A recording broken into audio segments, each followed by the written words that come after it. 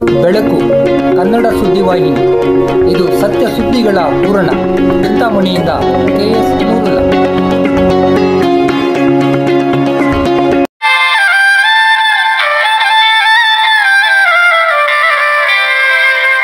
ಬಂಧುಗಳೇ, ಸಾಮಾನ್ಯವಾಗಿ ನಾವು ಮಾನವರಿಗೆ ಅಥವಾ ಮನುಷ್ಯರಿಗೆ ಸಂಕಷ್ಟದ ಸ್ಥಿತಿಯಲ್ಲಿ ಅಪಘಾತಗಳಾದಾಗ, ಅನಾರೋಗ್ಯಕ್ಕೆ ಒಳಪಟ್ಟಾಗ, ರಕ್ತಹೀನತೆ ಇದ್ದಾಗ ಅವರಿಗೆ ರಕ್ತ ಕೊಡುವಂತಹ ಇದನ್ನು ನಾವು ಕಾಣ್ತಾ ಇದ್ದೇವೆ. ರಕ್ತದಾನಿಗಳು ಕೂಡ ಮುಂದೆ ಬಂದು ರಕ್ತ ಕೊಡ್ತಾರೆ. ಆಮೇಲೆ ಬ್ಲಡ್ ಬ್ಯಾಂಕ್ ರಕ್ತ ನಿಧಿಯಿಂದನೂ ಕೂಡ ರಕ್ತ ತರಿಸಿ ಕೊಡ್ತಾರೆ ಎಂಬುದು ಎಲ್ಲರಿಗೂ ಗೊತ್ತಿರುವಂತಹ ವಿಷಯ. ಆದರೆ ಸಮಾಜದ ಸಹಜೀವಿಗಳಾಗಿರುವಂತಹ ಪ್ರಾಣಿಗಳು ಕೂಡ ಸಂಕಷ್ಟಕ್ಕೆ ಸಿಲುಕಿದಾಗ ಅವರಿಗೆ ರಕ್ತ ಕೊಡುವವರು ಯಾರು ಎಂಬುದು ಒಂದು ಪ್ರಶ್ನೆಯಾಗಿಯೇ ಉಳಿದಿದೆ. ಈ ನಿಟ್ಟಿನಲ್ಲಿ ಪ್ರಾಣಿಗಳಿಗೂ ಕೂಡ ಅವಶ್ಯಕತೆ ಬಿದ್ದಾಗ ರಕ್ತ ನೀಡುವಂತಹ ಒಂದು ಕೈಂಕರ್ಯವನ್ನು ಕೈಗೊಳ್ಳಲು ಒಬ್ಬ ಮಹನೀಯರು ಮುಂದಾಗಿದ್ದಾರೆ. ಬನ್ನಿ ಅವರೊಡನೆ ಮಾತನಾಡೋಣ. ಸರ್, ಧನ್ಯವಾದಗಳು. ನಾವು ಬೆಳಕು ನ್ಯೂಸ್ ಚಿಂತಾಮಣಿ ವಾಹಿನಿಯಿಂದ ಬಂದಿದ್ದೇನೆ.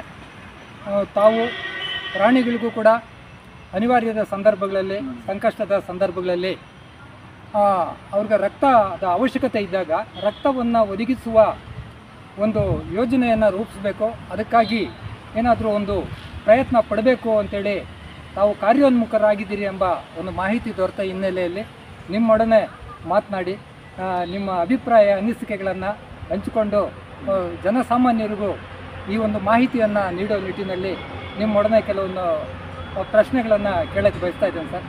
ಧನ್ಯವಾದಗಳು. ಕೇಳಿದರೆ ಉತ್ತರ ಕೊಡ್ತೀನಿ. ಸರ್, ತಮ್ಮ ಹೆಸರು ಸರ್? ನನ್ನ ಹತ್ರ ಡಾಕ್ಟರ್ ಶಶಿಧರ್ ಅಂತ, ಕೃಷಿ ತಜ್ಞ. ನಾನು ರಿಟೈರ್ ಆಗಿ 8 ವರ್ಷ ಆಯಿತು. GKVKನಲ್ಲಿ ಪ್ರೊಫೆಸರ್ ಆಗಿದ್ದೆ. ಈಗ ನಾನು ರೋಟರಿನಲ್ಲಿ ಸಕ್ರಿಯನಾಗಿದ್ದೀನಿ. ರೋಟರಿ ಬ್ಯಾಂಗ್ಳೂರು ಸದಾಶಿವನಗರ ಅಂತ ನನ್ನ ಪ್ರೊಫೆಸರ್.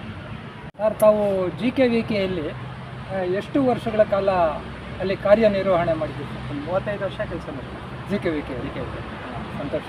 ಅಂದರೆ ಯಾವ ವಿಷಯದ ಬಗ್ಗೆ ಅಲ್ಲಿ ನೀವು ಅಲ್ಲಿ ಕೆಲಸ ಮಾಡ್ತಾ ಇದ್ದೀರಿ? ಕೃಷಿ ತಜ್ಞ, ಜೆನೆಟಿಕ್ಸ್, ಅನುವಂಶೀಯ, ತಳಿ ವಿಜ್ಞಾನ, ಬಯೋಟೆಕ್ನಾಲಜಿನಲ್ಲಿ ಪ್ರೊಫೆಸರ್ ಆಗಿದೆ.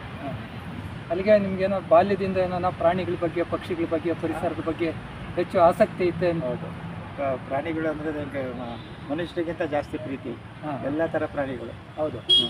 ಸಾಕು ಪ್ರಾಣಿಗಳಿರ್ಬೋದು, ಅದು ಕಾಡು ಪ್ರಾಣಿಗಳಾಗಿರ್ಬೋದು, ಪಶು ಪಕ್ಷಿಗಳಿರ್ಬೋದು. ಪಶು ಪಕ್ಷಿಗಳು ನೀವು ಯಾವುದೇ ದೇವರ ಈಶ್ವರ ನೋಡಿ ಅಥವಾ ಗಣಪತಿ ನೋಡಿ ಅಥವಾ ಯಾವುದೇ ದೇವ್ರು ನೋಡಿ, ಅದರಲ್ಲಿ ಒಂದು ಪ್ರಾಣಿ ಇದ್ದೇ ಇರುತ್ತೆ. ನಮ್ಮ ಪೂರ್ವಜರು ಎಲ್ಲದೂ ಒಂದು ನಂದಿ ಆಗಲಿ, ಒಂದು ಇಲಿ ಆಗಲಿ, ಒಂದು ಎಲ್ಲ ದೇವರಿಗೂ ಒಂದೊಂದು ಪ್ರಾಣಿ ಜೊತೆ ಮಾಡಿದ್ದಾರೆ.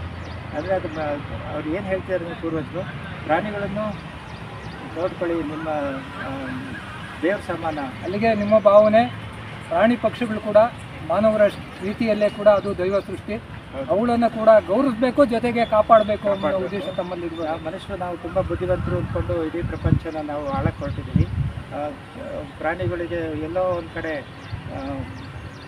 ಸೈಡ್ ಲೈನ್ ಆಗಿದೆ, ಸ್ವಲ್ಪ ತೊಂದರೆ ಆಗಿದೆ. ಸರ್, ಈಗ ತಮ್ಮಲ್ಲಿ ಮತ್ತೊಂದು ಪ್ರಶ್ನೆ. ಈ ರೀತಿ ನೀವು ಪ್ರಾಣಿಗಳಿಗಾಗಿ ರಕ್ತ ನಿಧಿ ಅಂದರೆ ಒಂದು ಅನಿಮಲ್ ಬ್ಲಡ್ ಬ್ಯಾಂಕ್ ಸ್ಥಾಪನೆ ನಿಟ್ಟಿನಲ್ಲಿ ಯೋಚನೆ ಮಾಡ್ತಾ ಇದ್ದೀರಲ್ಲ, ಈ ಕಾನ್ಸೆಪ್ಟ್ ತಮಗೆ ಯಾಕೆ ಬಂತು, ಯಾವ ರೀತಿ ಬಂತು ಸರ್ ಅದು? ಈಗ ಮನುಷ್ಯರಿಗೆ ಬ್ಲಡ್ ಬ್ಯಾಂಕು 100 ಇದ್ದಾವೆ.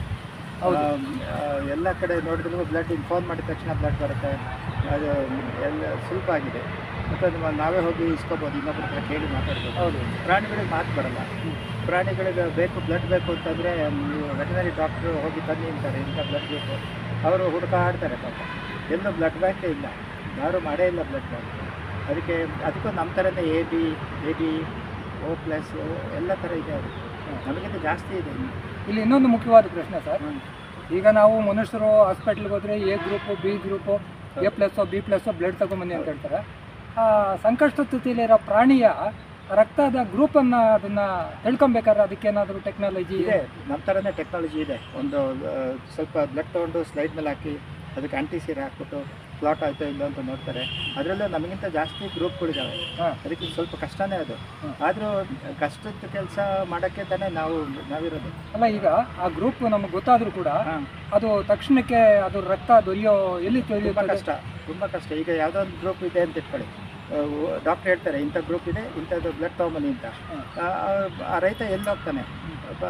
ಮನೆಗೆ ಹೋಗ್ಬಿಟ್ಟು ನಿಮ್ಮ ಪ್ರಾಣಿದು ರಕ್ತ ಯಾವ ಗ್ರೂಪ್ ಅಂತ ಅವ್ರಿಗೆ ಗೊತ್ತೇ ಇರಲ್ಲ. ಹೀಗಾಗಿ ಅದನ್ನು ಟೆಸ್ಟ್ ಮಾಡೋದೇ ಅವ್ರ ದೊಡ್ಡ ಕೆಲಸ. ಸರ್, ಈಗ ಈ ಅನಿಮಲ್ ಬ್ಲಡ್ ಬ್ಯಾಂಕ್ ಅನ್ನೋದು ನಮ್ಮ ರಾಜ್ಯದಲ್ಲಾಗಲಿ ಇತರೆ ರಾಜ್ಯಗಳಲ್ಲಾಗಲಿ ಎಲ್ಲಾದರೂ ಇದೆಯಾ ಸರ್? ಇಲ್ಲ, ಪಬ್ಲಿಕ್ ಡೊಮೇನಲ್ಲಿ ಇಲ್ಲ, ಪ್ರೈವೇಟ್ ಆಗಿದೆ. ಬೇಕಾದ್ರೆ ನೀವು ಹೇಳಿದರೆ ನಮ್ಮ ನಾಯಿಗೆ ಬ್ಲಡ್ ಬೇಕು ಅಂತಂದರೆ ಪ್ರೈವೇಟ್ ಎಲ್ಲೆಲ್ಲೋ ಹೊಂದಿಸ್ಕೊಡ್ತಾರೆ, ಎಲ್ಲೋ ಒಂದು ಕಡೆ ತಂದು ಕೊಡ್ತಾರೆ. ಪಬ್ಲಿಕ್ ಅಲ್ಲಿಗೆ ಖಾಸಗಿಯಾಗಿ ಇವೆ. ಖಾಸಗಿಗೆ ಬ್ಲಡ್ ಬ್ಯಾಂಕ್ ಅಂತ ಸ್ಟೋರ್ ಮಾಡಿಲ್ಲ, ಬೇಕಂದ್ರೆ ತಂದು ಹಾಕ್ಕೊಡ್ತಾರೆ ಟೆಂಪ್ರರಿ. ಯಾರು ಅದನ್ನ ಕೃತಕನ ಅಥವಾ ಸ್ವಾಭಾವಿಕ ರಕ್ತನೇ, ನಿಜವಾದ ರಕ್ತನೇ. ಕೃತಕ ರಕ್ತ ಯಾರಿಗೂ ಮಾಡೋಕ್ಕಾಗಿಲ್ಲ ಇಲ್ಲಿವರೆಗೆ. ಈಗ ನಮ್ಮನೇಲಿ ನಾಯಿಗೆ ಬ್ಲಡ್ ಬೇಕು ಅಂತ ನಾನು ಡಾಕ್ಟರ್ ಹೇಳಿದರೆ ಅವರಿಗೆ ಗೊತ್ತಿರುತ್ತೆ, ಅವರು ಹಾಸ್ಪಿಟ್ಲ್ ರೆಕಾರ್ಡ್ಸಲ್ಲಿ ಇಂಥ ನಾಯಿ ಇದೆ ಅಂತಂದ್ಬಿಟ್ಟು ಅಲ್ಲಿ ಹೋಗ್ಬಿಟ್ಟು ನೋಡಿ ಹೋಗ್ಬಿಟ್ಟು ತಂದ್ಬಿಟ್ಟು ಹಾಕ್ಬಿಡ್ತಾರೆ. ಸಿಸ್ಟಮ್ಯಾಟಿಕ್ಕಾಗಿ ಡೇಟಾಬೇಸ್ ನ್ಯಾಷನಲ್ ಲೆವೆಲಲ್ಲಿ ಮೊಬೈಲ್ ಆ್ಯಪ್ ಯಾರೂ ಮಾಡಿಲ್ಲ. ಪ್ರಾಣಿಗಳಿಗೆ ಹೆಲ್ತ್ ಕಾರ್ಡು, ಡಿಜಿಟೈಸ್ಡ್ ಹೆಲ್ತ್ ಕಾರ್ಡೇ ಇಲ್ಲ. ನಾನು ಡಿಜಿಟೈಸ್ಡ್ ಹೆಲ್ತ್ ಕಾರ್ಡ್ ಮಾಡ್ತಾಯಿದ್ದೀವಿ. ಪ್ರಾಣಿಗಳಿಗೆ ನಮ್ಮ ಥರ ಆಧಾರ್ ಕಾರ್ಡ್ ಕೊಡ್ತಾ ಇದ್ದೀವಿ. ಸರ್, ಈಗ ತಾವು ಬರೀ ನಾಯಿಗಳನ್ನ ಹೆಚ್ಚಾಗಿ ದೃಷ್ಟಿಯಲ್ಲಿ ಇಟ್ಕೊಂಡಿದ್ದೀರಾ ಅಥವಾ ಬೇರೆ ಬೇರೆ ಪ್ರಾಣಿಗಳಿಗೂ ಅನುಕೂಲ ಆಗೋ ರೀತಿಯಲ್ಲಿ ಏನಾನ ಕಾರ್ಯ ಆರಂಭಿಸ್ತಾ ಇದ್ದೀವಿ ಸರ್? ನಾವು ನಾಯಿ, ಬೆಕ್ಕು, ಬೇಟೆಯವರಿಗೆ, ಹಳ್ಳಿ ಜನರಿಗೆ ಎಲ್ಲರಿಗೂ ಹಾಗಾಗಿ ಹಸುಗಳು, ಎಮ್ಮೆ, ದನ ಎಲ್ಲರಿಗೂ. ಆಮೇಲೆ ವೈಲ್ಡ್ ಆ್ಯನಿಮಲ್ಸ್ ಕಾಡಲ್ಲಿದ್ದಾವಲ್ಲ, ಕಾಡು ಪ್ರಾಣಿ, ಆನೆಗಳಿಗೆ, ಜಿಂಕೆಗಳಿಗೆ, ಮುಂದೆ ಯಾವುದೇ ಪ್ರಾಣಿಗೆ ಬ್ಲಡ್ ಬೇಕು ಅಂದರೂ ನಮ್ಮ ಡೇಟಾಬೇಸಲ್ಲಿ ಎಲ್ಲದಕ್ಕೂ ಆಗುತ್ತೆ. ನಾವೊಂದು ಸಿಸ್ಟಮ್ ಡೆವಲಪ್ ಮಾಡ್ತಿದ್ದೀವಿ. ಅದರಲ್ಲಿ ಯಾವ ಪ್ರಾಣಿ ಬೇಕಾದ್ರೆ ಅದರಲ್ಲಿ ಸೇರಿಕೊಂಡು ಉಪಯೋಗ ಪಡ್ಕೋಬೇಕು. ತಾವು ಏನೊಂದು ಸೇವಾ ಕಾರ್ಯದಲ್ಲಿ ತೊಡಗಿದ್ದೀರಿ ಅನಿಮಲ್ ಬ್ಲಡ್ ಬ್ಯಾಂಕ್ ಮಾಡೋದಕ್ಕೆ, ಇದು ಹೇಳಿದಷ್ಟು ಅಥವಾ ಅಂದ್ಕೊಂಡಷ್ಟು ಸುಲಭನೇ ಅಲ್ಲ. ಇದು ಬಹಳಷ್ಟು ಕಷ್ಟ ಸಾಧ್ಯ. ಈ ಬಗ್ಗೆ ತಾವು ಏನು ಹೇಳ್ತೀರಿ ಸರ್? ಆ್ಯಕ್ಚುಲಿ ನಾನು ರಿಟೈರ್ ಆಗಿ, ನಾನು ಸರ್ವಿಸ್ ಆಗಿ 35 ವರ್ಷ 70 ವರ್ಷ ಈಗ ನನಗೆ ವಯಸ್ಸು.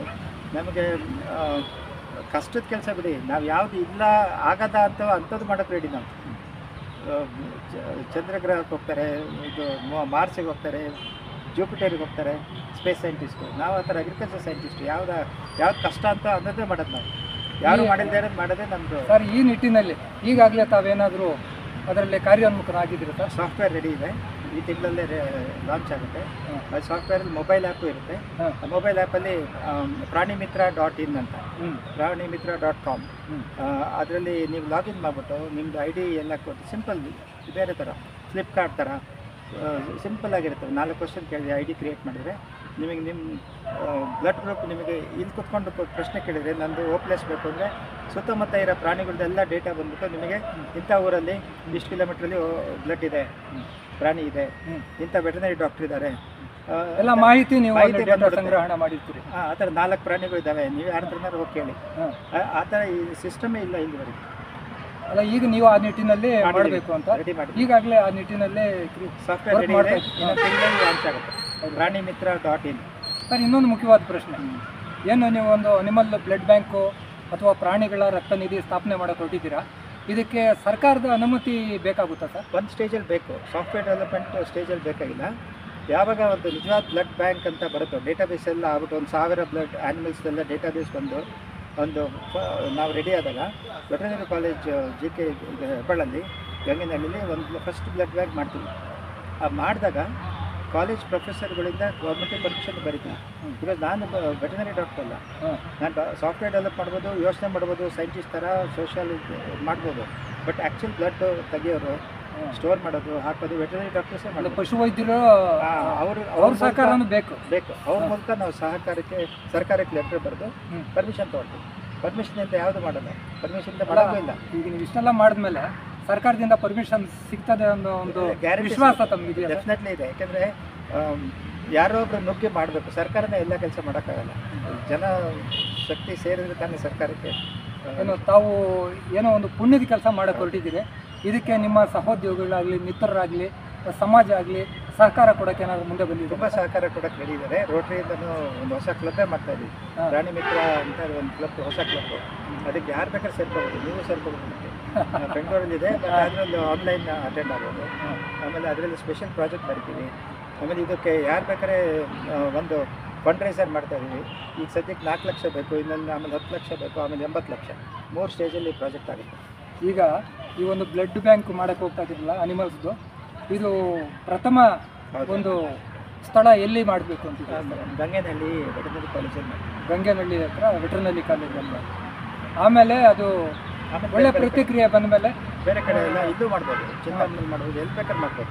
ಒಂದು ಮಾಡೆಲ್ ಥರ ಮಾಡ್ಬಿಟ್ಟಿಲ್ಲ. ಅಲ್ಲ, ಈಗ ಪ್ರಥಮವಾಗಿ ತಾವು ಬೆಂಗಳೂರು ಗಂಗೆನಹಳ್ಳಿಯಲ್ಲಿ ಮಾಡೋದು ಅಲ್ಲಿ ಮಾಡ್ತೀವಿ. ಅವ್ರ ಸಮ್ಮುಖದಲ್ಲೇ, ಅವ್ರ ಪ್ರಿಮಿಸಸಲ್ಲೇ, ಅವರಲ್ಲೇ ಒಂದು ಗ್ರೂಪ್ ತೊಗೊಂಡು ನಾವು ಅವರಿಗೆಲ್ಲ ನಮ್ಮ ಕಡೆಯಿಂದ ಶಕ್ತಿ ಕೊಟ್ಬಿಟ್ಟು ಅವರು ಬುದ್ಧಿವಂತಿಕೆ ಯೂಸ್ ಮಾಡಿ ಮಾಡ್ತೀವಿ. ಇದಕ್ಕೆ ಬೇರೆ ವಿಜ್ಞಾನಿಗಳು ಸಹಕಾರ ಏನಾದರೂ ಬೇಕಾಗುತ್ತೆ ಸರ್? ವೆಟನರಿ ಪ್ರೊಫೆಸರ್ಸ್ ಬೇಕು ಸಹಕಾರ, ವೆಟನರಿ ಗೋಶಾಲೆಗಳದ್ದು ಸಹಕಾರ ಬೇಕು. ಗೋಶಾಲೆಗಳು ಎಷ್ಟೊಂದು ಪ್ರಾಣಿಗಳಿದೆ. ಹೌದು. ಅದರದ್ದು ಯಾವುದೋ ಪ್ರಾಣಿದು ಅದಕ್ಕೆ ಹಾಲು ಕೊಡೋಕ್ಕಾಗಲ್ಲ, ನಿಂತೋಗ್ಬಿಡುತ್ತೆ, ಎಕನಾಮಿಕಲಿ ವೈಬಲ್ ಅಲ್ಲ ಅಂದ್ರೂ ಅದರಿಂದ ಬ್ಲಡ್ಡಿಂದ ಬೇರೆ ಪ್ರಾಣಿಗೆ ಅನುಕೂಲ ಆಗೋದು. ಅದು ಸಗಣಿ ಗಂಜಲದಿಂದ ಬೇರೆ ಎಷ್ಟೊಂದು ಎಕನಾಮಿಕ್. ಪ್ರಾಣಿ ಯಾವಾಗ ಹಾಲು ಕೊಡೋದು ನಿಲ್ಲಿಸುತ್ತೆ ಅಂದರೆ ಅದು ಎಂಡ್ ಆಫ್ ಲೈಫ್ ಅಲ್ಲ. ಅದನ್ನು ಹೆಲ್ದಿಯಾಗಿ ಉಳಿಸ್ಕೊಂಡ್ರೆ ಅದನ್ನು ಬೇರೆ ಪ್ರಾಣಿಗೆ ಅನುಕೂಲ ಆಗ್ಬೋದು. ಸರ್, ಒಂದು ಒಳ್ಳೆ ಒಂದು ಕಾರ್ಯವನ್ನು ಮಾಡೋದ ನಿಟ್ಟಿನಲ್ಲಿ ತಾವು ಪ್ರಯತ್ನ ಪಟ್ಟಿದ್ದೀರಿ. ಸರ್, ತಾವು ನಿವೃತ್ತಿಯಾಗಿ ಎಷ್ಟು ವರ್ಷ ಆಗಿದೆ? 8 ವರ್ಷ ಆಯಿತು. ಸಾಮಾನ್ಯವಾಗಿ ನಿವೃತ್ತಿ ನಂತರ ಎಲ್ಲ ವಿಶ್ರಾಂತಿ ಜೀವನ ಅಂತ ಹೇಳ್ಬಿಟ್ಟು ಏನೋ ಪಾರ್ಕು, ಮನೆ, ಮಠ, ಸಾಹಿತ್ಯ, ಬೇರೆ ಬೇರೆ ಚಟುವಟಿಕೆಯನ್ನು ತಗೊಳ್ತಾರೆ. ಆದರೆ ನೀವು ಈ ರೀತಿ ಸೇವಾ ಕಾರ್ಯದಲ್ಲಿ ತೊಡಗಿರೋದು ನಿಜಕ್ಕೂ ಕೂಡ ಧನ್ಯವಾದಗಳು ಸರ್. 70ರ ಹರೆಯದಲ್ಲೂ ಕೂಡ ಸೇವಾ ಕಾರ್ಯಗಳಲ್ಲಿ ತೊಡಗಿ ಈ ರೀತಿ ಜನರಿಗೆ ಅಲ್ದಿರ ನೀವು ಪ್ರಾಣಿ ಪಕ್ಷಿಗಳಿಗೂ ಕೂಡ ಸಹಾಯ ಮಾಡಿಕೊಡ್ತಿರೋದು ನಿಜಕ್ಕೂ ಕೂಡ ಇದು ಶ್ಲಾಘನೀಯ ವಿಷಯವಾಗಿದೆ. ನಿಮ್ಮ ಈ ಪ್ರಯತ್ನ ಸಫಲವಾಗಲಿ. ಈ ನಾಡಿನ ಜನರಿಗೂ ಪ್ರಾಣಿ ಪಕ್ಷಿಗಳಿಗೂ ಎಲ್ಲ ದೈವ ಸೃಷ್ಟಿಯಲ್ಲಿರುವ ಎಲ್ಲ ಜೀವಿಗಳಿಗೂ ಅನುಕೂಲವಾಗಲಿ.